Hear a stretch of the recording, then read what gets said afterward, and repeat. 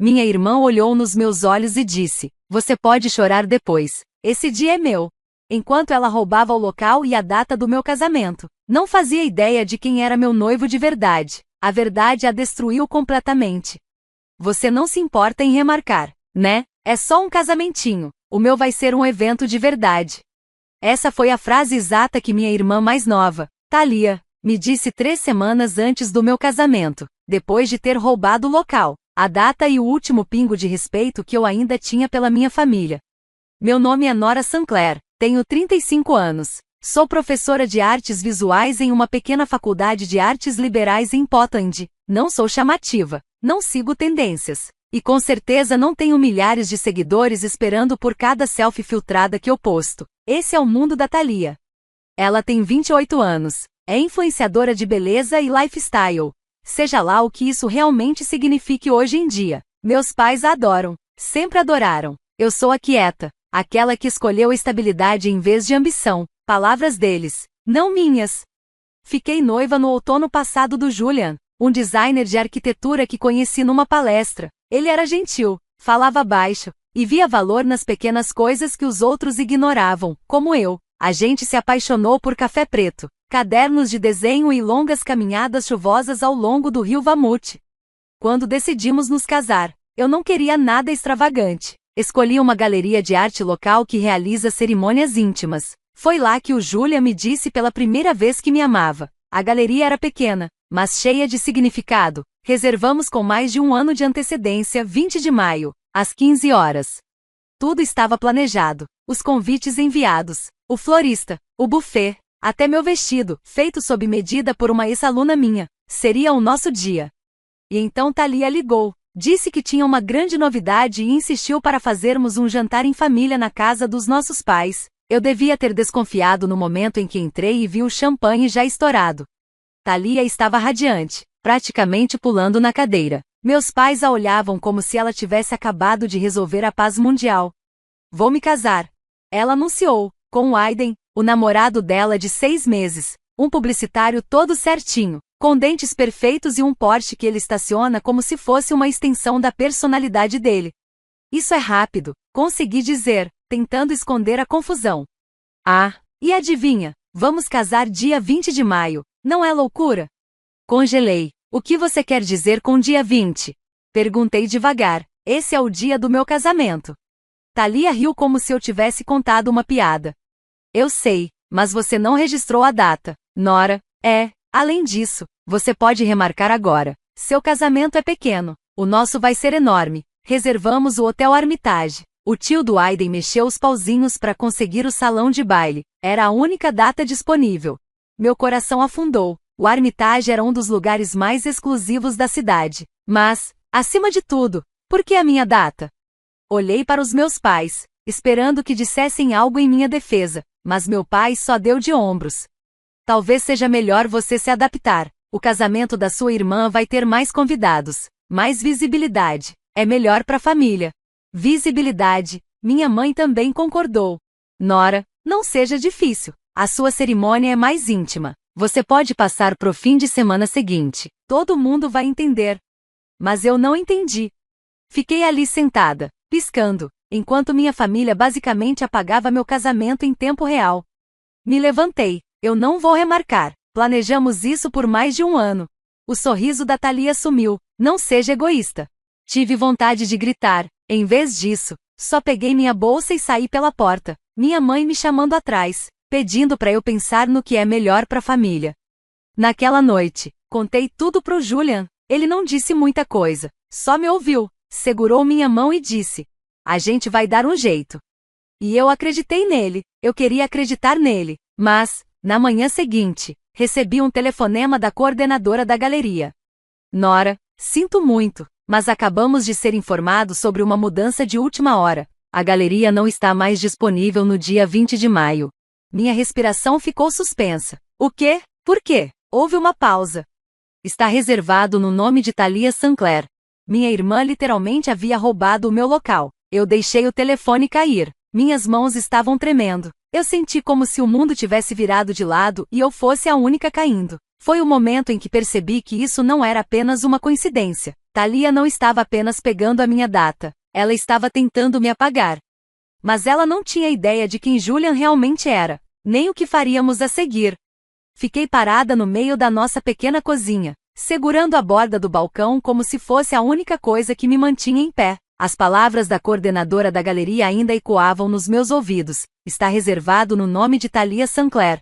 Ela não tinha apenas roubado minha data. Ela pegou o local exato onde Julian e eu colocamos nossos corações, o lugar onde imaginava caminhar até o altar, cercada por pessoas que conheciam nossa história, e ela levou isso, como se não fosse nada.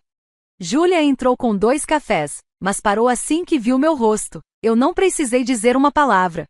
Ela pegou a galeria, eu disse, minha voz quase um sussurro. Julian colocou as xícaras na mesa e cruzou a sala em 2 passos. Nós encontraremos outro lugar, ele disse gentilmente. Não, eu respondi, você não entendeu. Isso não é sobre logística, isso é pessoal. Ela esperou até que tudo estivesse pronto, então ela fez seu movimento. Eu conhecia Thalia. Seu sorriso era doce, mas vazio, e por trás dele havia uma necessidade imensa de ser o centro das atenções. Ela não estava satisfeita enquanto o holofote não estivesse nela, brilhando forte, e todos os outros desaparecessem nas sombras. E na nossa família, esse holofote era dela por direito de nascimento. Quando contei aos meus pais sobre o que tinha acontecido, a reação deles foi exatamente o que eu esperava. Bem, talvez você devesse ter finalizado o depósito mais cedo, papai disse, desdenhoso. Eu fiz, ela superou o lance e respondi. Mamãe nem tentou fingir arrependimento. É só um local, Nora, não vale a pena causar drama entre irmãs, seja a pessoa maior, sempre eu. Sempre a quieta, a madura, aquela que se curvava para que os outros pudessem brilhar, exceto que dessa vez algo dentro de mim quebrou. Parei de responder às mensagens de Thalia, a bloqueei no Instagram, e quando ela postou a revelação do local dos seus sonhos, com fotos do mesmo espaço que eu chamava de meu, eu apaguei o quadro do casamento que estava construindo há 1 ano. Fui até Julian e disse a ele: não quero mais fazer isso. Ele ergueu os olhos do seu bloco de desenho. Faça o quê? Finja que está tudo bem? Finja que posso apenas sorrir enquanto eles me apagam? Julian não disse nada por um longo tempo. Ele simplesmente fechou seu bloco de desenho, levantou-se e pegou seu telefone. Venha comigo, ele disse. Dirigimos por quase 1 hora em silêncio. Eu não perguntei para onde estávamos indo. Acho que parte de mim não me importava. Eu estava tão exausta, mental e emocionalmente, como se meu coração tivesse sido arrancado e deixado em algum lugar no chão da galeria. Eventualmente, paramos em um portão coberto de era. Um segurança abriu assim que viu Julian. Onde estamos? Perguntei. Finalmente. Julian apenas sorriu. Em algum lugar que ninguém pode tirar de você. Viramos em uma longa entrada de pedra e chegamos a uma propriedade de arte privada. Estou falando de um pavilhão de vidro moderno, aninhado na floresta, com alas de galeria internas, jardins privados e uma piscina de reflexão que parecia ter sido projetada por algum deus da arquitetura. Julian, o que é esse lugar? Perguntei. Ele se virou para mim com uma calma que eu nunca tinha visto antes. Eu sou o dono. Eu pisquei. O quê?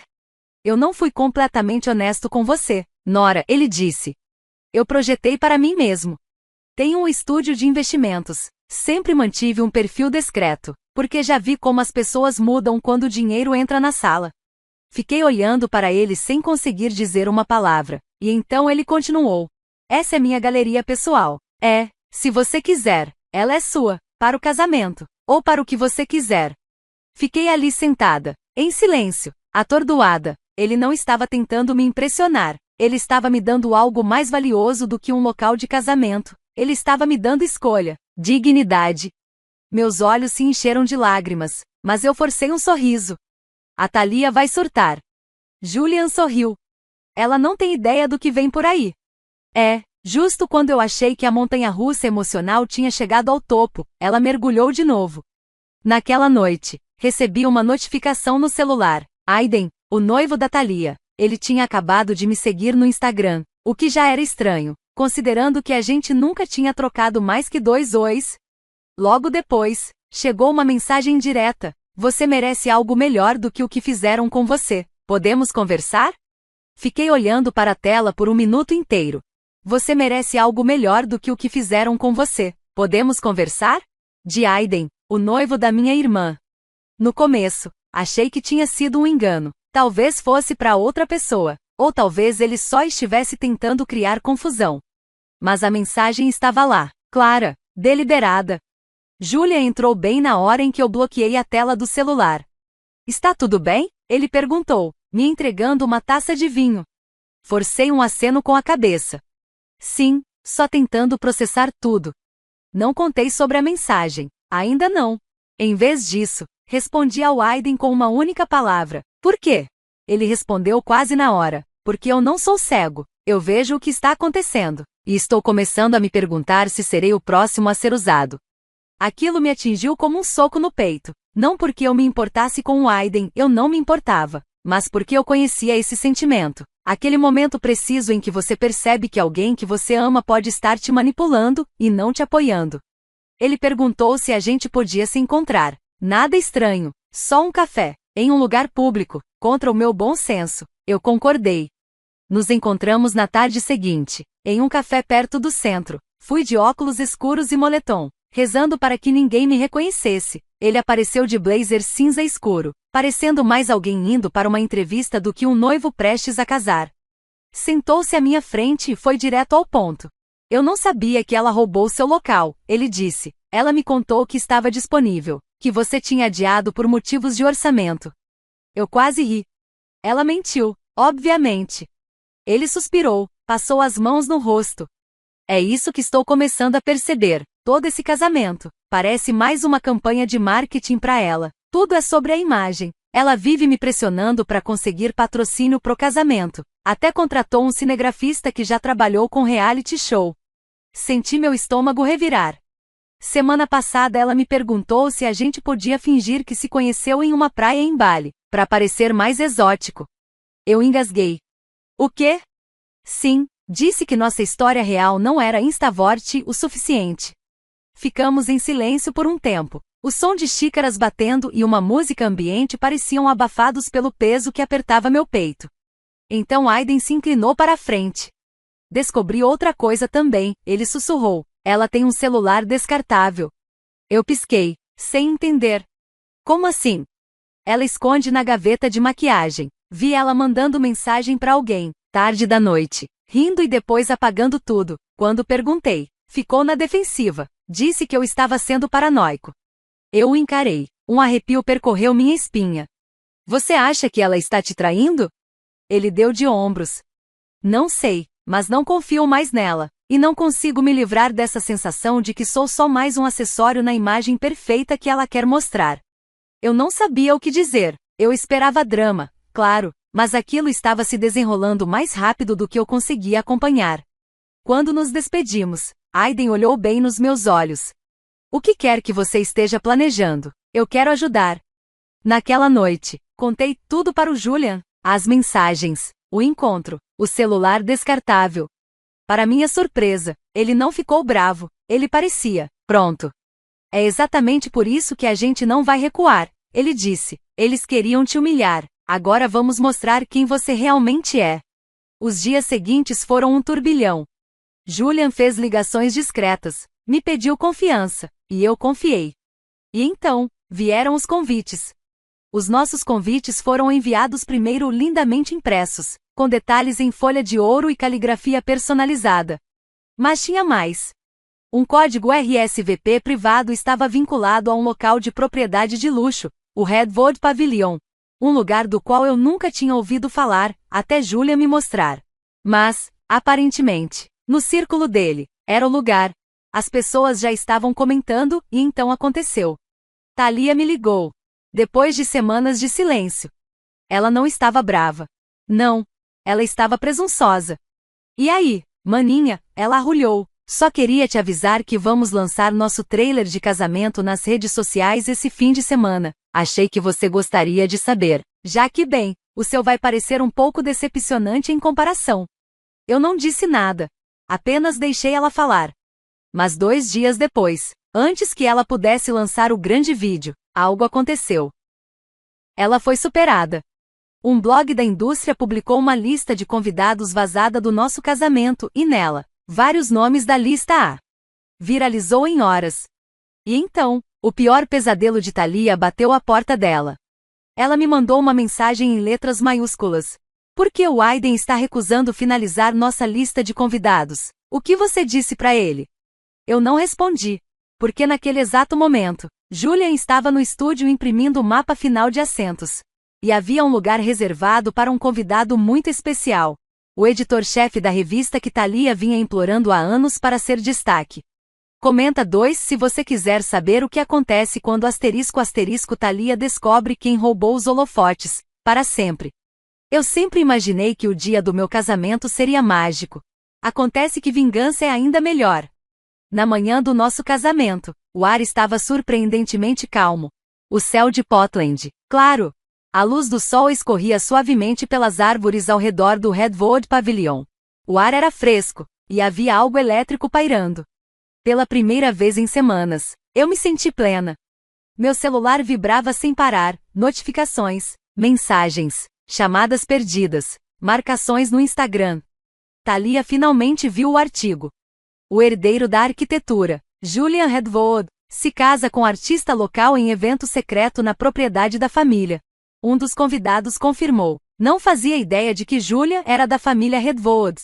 Nenhuma ideia de que aquele local que ela tentou roubar era uma brincadeira comparado ao que nós tínhamos. Nenhuma ideia de que a irmã sem graça, quieta, que ela passou a vida ofuscando, estava prestes a brilhar na frente da elite de Portland. E brilhar como o inferno. E ela definitivamente não sabia quem mais estava vindo. Ao meio-dia, os jardins da propriedade já estavam cheios de convidados chegando em carros de luxo. Celebridades do mundo da arte, arquitetos renomados, personalidades da mídia até a esposa do governador. Julian os cumprimentava como se tivesse nascido para aquilo. Talvez tenha mesmo. Eu observava tudo da janela da suíte nupcial, em um estado de encantamento silencioso.